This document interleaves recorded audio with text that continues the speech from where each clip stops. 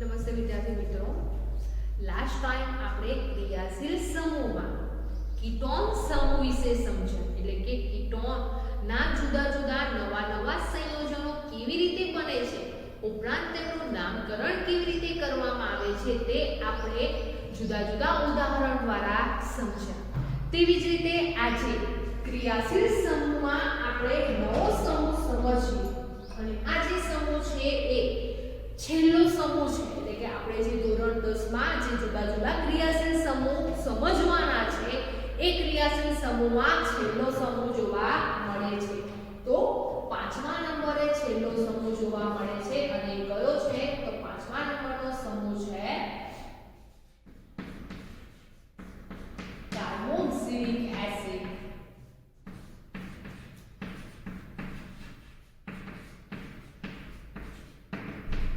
તો અહીંયા જે ધોરણ 10 માં જે ક્રિયાશીલ સમૂહ સમજવાના છે એ ક્રિયાશીલ સમૂહમાં છેલ્લો 5મો સમૂહ જોવા મળે છે કાર્બોક્સિલિક એસિડ.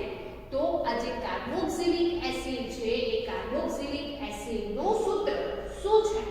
તો કાર્બોક્સિલિક એસિડ છે એનું સૂત્ર, જે કાર્બન પરમાણુ છે એ કાર્બન પરમાણુ સાથે ઓક્સિજન પરમાણુ દ્વિબંધથી જોડાયેલો જોવા મળે છે.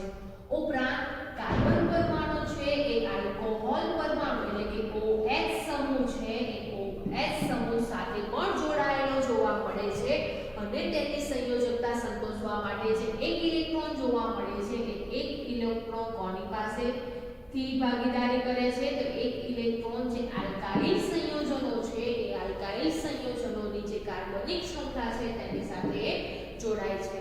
તો અહીંયા આ જે પણ કોઈ કાર્બોક્સિલિક એસિડ છે એ કાર્બોક્સિલિક એસિડનું સૂત્ર આ પ્રમાણે જોવા મળે છે.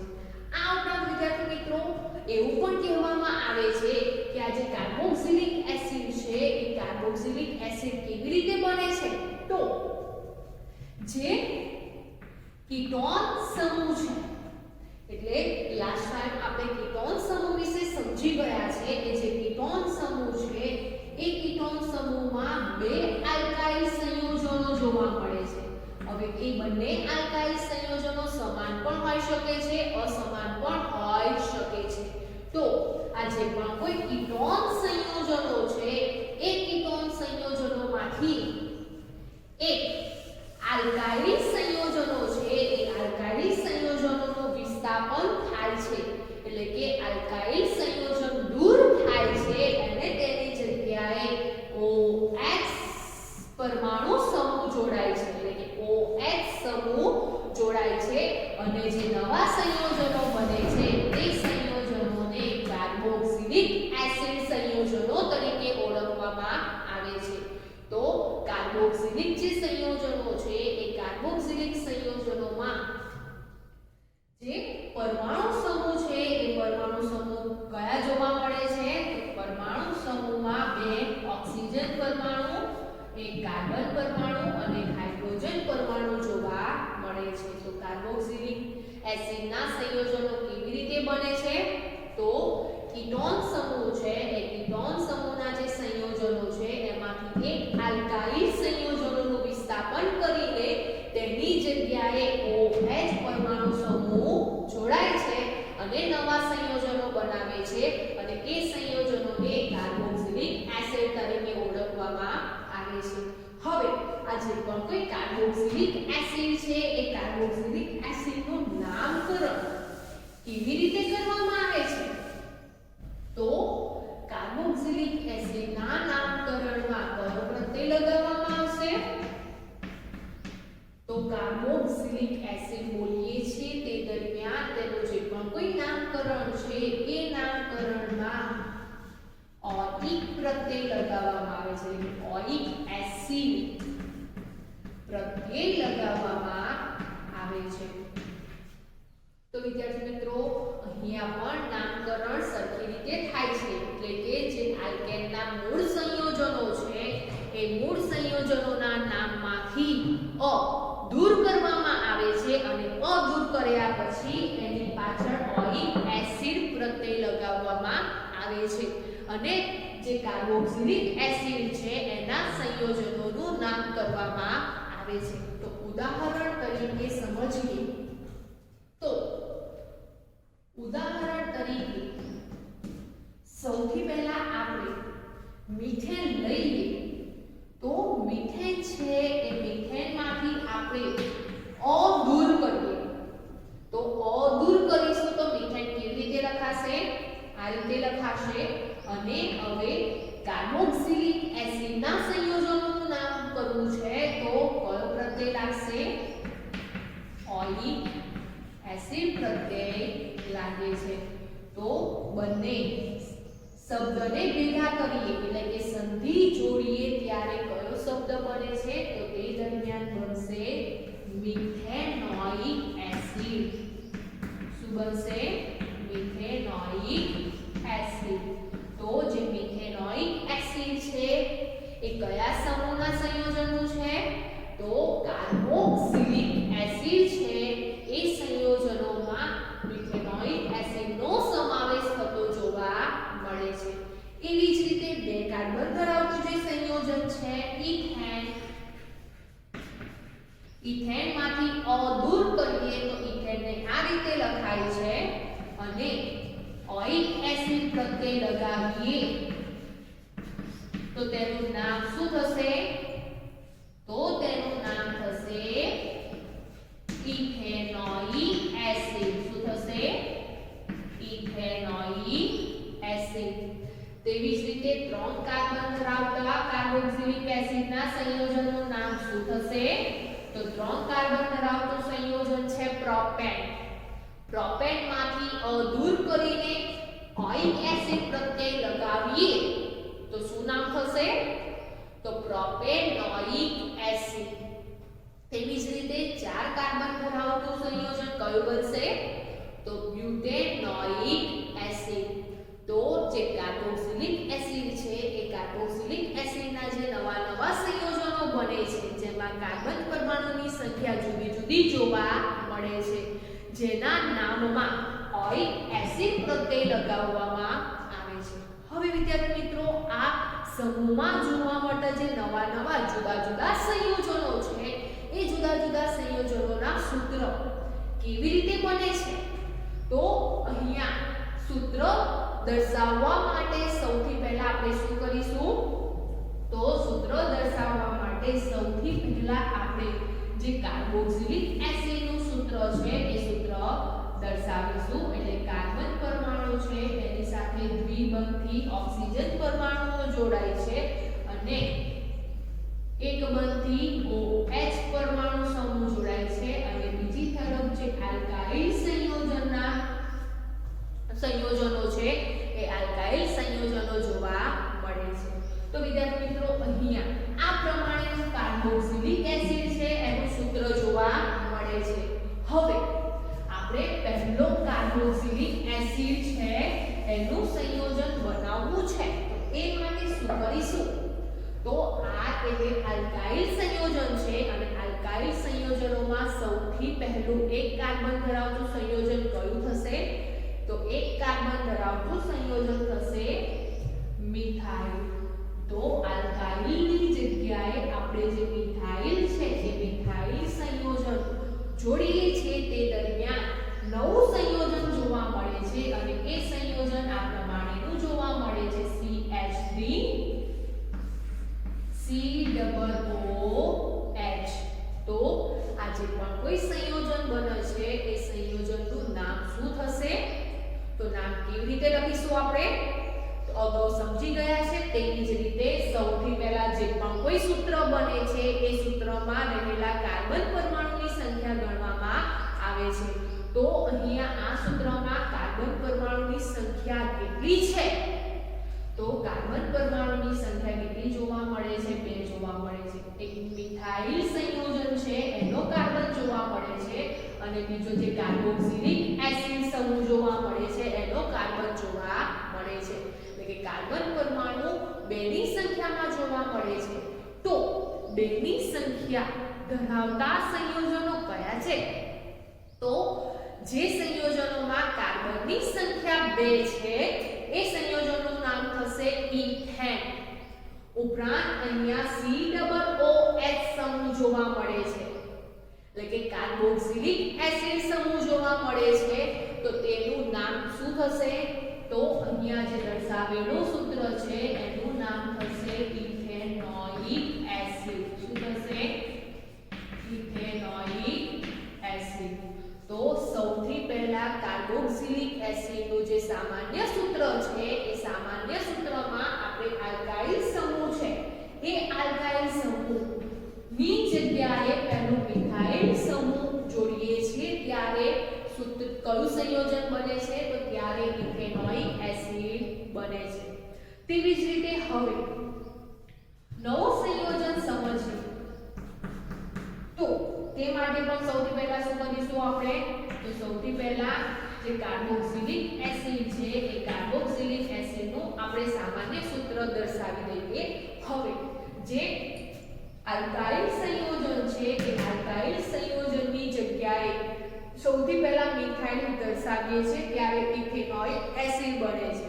હવે બે કાર્બન ધરાવતું આલ્કાઇલ સંયોજન લઈએ તો બે કાર્બન ધરાવતું આલ્કાઇલ સંયોજન કયું થશે? તો એ થશે C2H5 ઇથાઇલ. શું થશે? ઇથાઇલ. તો જ્યારે બે કાર્બન ધરાવતું આલ્કાઇલ સંયોજન લઈએ છીએ તે દરમિયાન સૂત્ર શું બનશે? તો તે દરમિયાન બને છે C2H5COOH. અથવા તો આ જે સૂત્ર છે એને આ રીતે પણ દર્શાવી શકાય છે કે CH3CH2COOH. તો અહીંયા આ જે સૂત્ર છે એ સૂત્રમાં C2H5 ની જગ્યાએ આપણે CH3CH2 પણ દર્શાવી શકીએ છીએ. હવે આ જે સૂત્ર છે એ સૂત્ર કોનું છે? કયા સંયોજનનું છે? એટલે કે આ સૂત્રનું નામ શું થશે? તો એના માટે સૌથી પહેલા કાર્બનની સંખ્યા ગણીએ તો કાર્બનની સંખ્યા 2 અને 1 કેટલી થાય છે? 3 થાય છે. તો અહીંયા કાર્બનની સંખ્યા 2 અને 1 3 થાય છે. તેવી જ રીતે અહીંયા પણ કાર્બનની સંખ્યા કેટલી જોવા મળે છે? 3 જોવા મળે છે. તો 3 કાર્બન ધરાવતું સંયોજન છે પ્રોપેન. ઉપરાંત અહીંયા કાર્બોક્સિલિક એસિડ સમૂહ જોવા મળે છે અને પાછળ ઓઇક એસિડ પ્રત્યય લાગશે તો તેનું નામ શું થશે? Propanoic acid. શું થશે? Propanoic acid. તો જ્યારે પણ આપણે કાર્બોક્સિલિક એસિડના સૂત્રમાં બે કાર્બન ધરાવતો આલ્કાઇલ સંયોજન એટલે કે ઇથાઇલ લઈએ છીએ તો 3 કાર્બન ધરાવતો સંયોજન આપણને મળે છે પ્રોપેનોઇક એસિડ. તેવી જ રીતે હવે અહીંયા આપણે બે કાર્બનની જગ્યાએ 3 કાર્બન ધરાવતું આલ્કાઇલ સંયોજન લઈએ તો કયું સંયોજન બનશે? તો C3H7 જે કાર્બોક્સિલિક એસિડ છે એ કાર્બોક્સિલિક એસિડમાં આલ્કાઇલ સંયોજન તરીકે લઈએ ત્યારે શું બનશે? તો તે દરમિયાન C3H7COOH બનશે. અથવા તો તેને કઈ રીતે લખાશે? તો આ જે સૂત્ર છે એમાં C3H7 છે તેની જગ્યાએ આપણે CH3CH2CH2COOH દ્વારા પણ દર્શાવી શકીએ છીએ.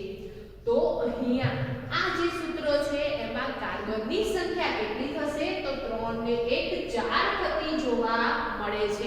તો 4 કાર્બનની સંખ્યા ધરાવતું નવું સંયોજન કયું બનશે? તો 4 કાર્બન ધરાવતું નવું કાર્બોક્સિલિક એસિડનું સંયોજન બને છે બ્યુટેનોઇક એસિડ. કયું બનશે? બ્યુટેનોઇક એસિડ. તો જેમ જેમ આપણે કાર્બનની સંખ્યા આલ્કાઇલ સંયોજન છે એ આલ્કાઇલ સંયોજનોમાં વધારતા જઈએ છે તેમ તેમ એક વધારાનો કાર્બન ધરાવતો નવું સંયોજન આપણને પ્રાપ્ત થતું જોવા મળે છે. તો આલ્કાઇલ સંયોજનોમાં મિથાઇલ સંયોજન જોડાય છે ત્યારે જે કાર્બોક્સિલિક એસિડ છે તેનું નવું સંયોજન ઇથેનોઇક એસિડ બને છે. તેવી જ રીતે ઇથાઇલ સંયોજન જોડાય છે ત્યારે 3 કાર્બન ધરાવતું પ્રોપેનોઇક એસિડ બને છે. તેવી જ રીતે જો પ્રોપાઇલ સંયોજન જોડાય છે ત્યારે બ્યુટેનોઇક એસિડ બને છે. તો વિદ્યાર્થી મિત્રો અહીંયા આપણે એક કાર્બન ધરાવતું સંયોજન મિથેન પ્લસ ઓઇક એસિડ એટલે કે એક કાર્બન ધરાવતું કાર્બોક્સિલિક એસિડ નું નામ મિથેનોઇક એસિડ કરેલ છે.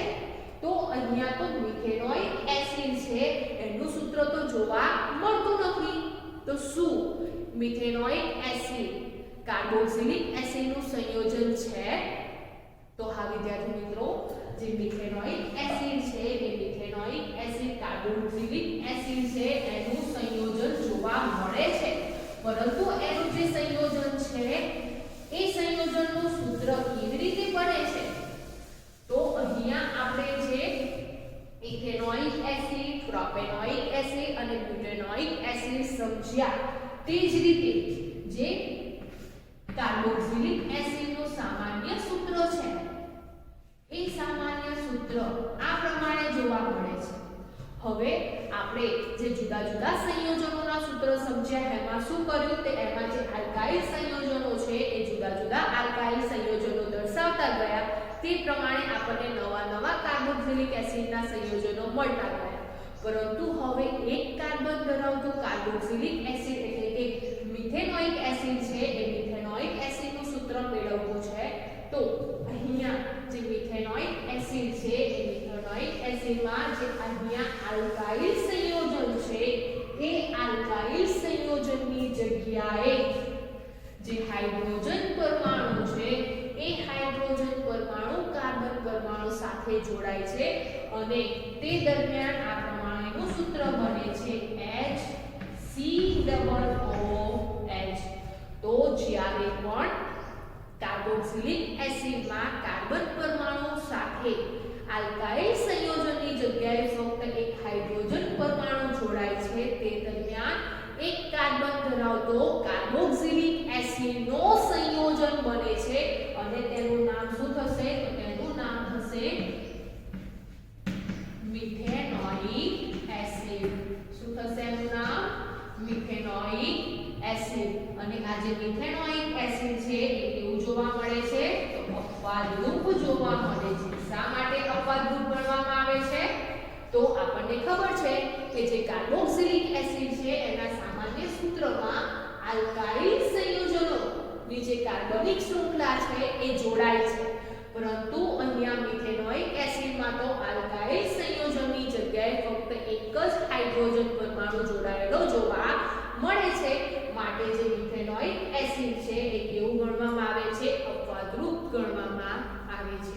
તો વિદ્યાર્થી મિત્રો અહીંયા જે કાર્બોક્સિલિક એસિડ છે એ કાર્બોક્સિલિક એસિડ ના જે પણ કોઈ સંયોજનો છે એ સંયોજનોમાં આપણે આલ્કાઇલ સંયોજનો જેમ જેમ જુદા જુદા દર્શાવીએ છીએ તેમ તેમ નવા નવા કાર્બોક્સિલિક એસિડના સંયોજનો પ્રાપ્ત થતા જોવા મળે છે. તો વિદ્યાર્થી મિત્રો અહીંયા જે ક્રિયાશીલ સમૂહ છે એ ક્રિયાશીલ સમૂહમાં આપણે સૌથી પહેલા હેલો સમૂહ સમજ્યા જેમાં ક્લોરીન પરમાણુ અને બ્રોમિન પરમાણુ જે સમૂહ છે તેના વિશે સમજ્યા હતા. ત્યારબાદ આપણે આલ્કોહોલ સમૂહ વિશે સમજ્યા. હવે આલ્કોહોલ સમૂહ છે એ પરમાણુ સમૂહ છે. હવે એ હેલો સમૂહ અને જે આલ્કોહોલ સમૂહ સમજ્યા હતા તેના સૂત્ર એટલે કે એ સમૂહમાં જોવા મળતા જે પણ કોઈ સંયોજનો છે એ સંયોજનોના સૂત્ર કેવી રીતે મેળવતા હતા? તો એ સંયોજનોના સૂત્ર આપણે જે આલ્કેન સંયોજનો છે એ આલ્કેન સંયોજનોના જે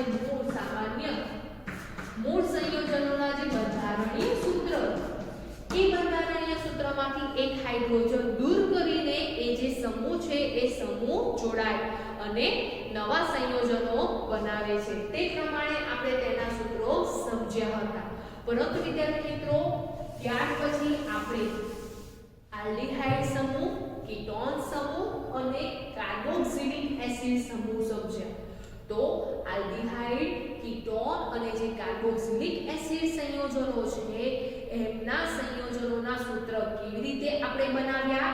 તો તે માટે સૌથી પહેલા આપણે આલ્ડીહાઇડ, કીટોન અને જે કાર્બોક્સિલિક એસિડના જે સામાન્ય સૂત્ર છે એ સામાન્ય સૂત્ર દર્શાવ્યા પછી કાર્બનની સાથે જે આલ્કાઇલ સંયોજનો છે એ આલ્કાઇલ સંયોજનો જોડ્યા અને નવા સંયોજનો બનાવ્યા. તો જો વિદ્યાર્થી મિત્રો અહીંયા આ જે કોષ્ટક છે એ કોષ્ટક આપણને કાર્બોક્સિલિક એસિડ ના જુદા જુદા કાર્બન ધરાવતા સંયોજનોના આણ્વીય સૂત્ર, સામાન્ય સૂત્ર અને આઈયુપીએસી નામ દર્શાવેલા છે.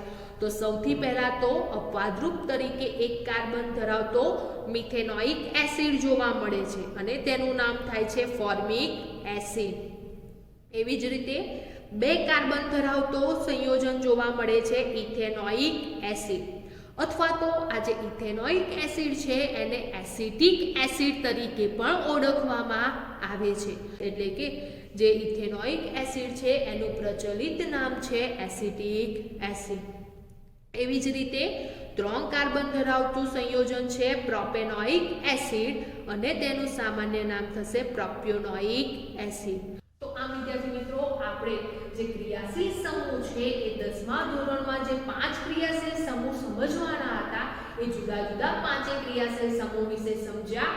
ઉપરાંત તેમના સંયોજનો કેવી રીતે મેળવવામાં આવે છે, એટલે કે તેમના સંયોજનોના સૂત્ર કેવી રીતે મેળવવામાં આવે છે, બનાવવામાં આવે છે, ઉપરાંત તેમનું નામકરણ કેવી રીતે કરવામાં આવે છે તેના વિશે સમજ્યા.